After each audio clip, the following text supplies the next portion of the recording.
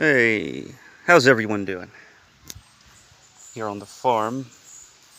Nice weather. A little overcast, but can't complain. Right here I wanted to show you. This is a pineapple plant, and not only that, but it's got a little pineapple, I would say crowning. Not sure what to call that. But we've had this for over a year. It takes about 2 years. So, yeah, math did right. It was already somewhat grown when we planted it. And now we're getting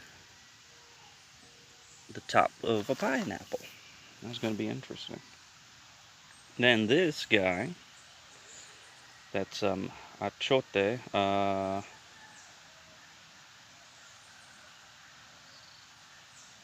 Forgot exactly the other term, but eventually this is what's going to make those little pods that make the seeds that make everything orange. Pretty interesting. Little update. Alright. Cheers.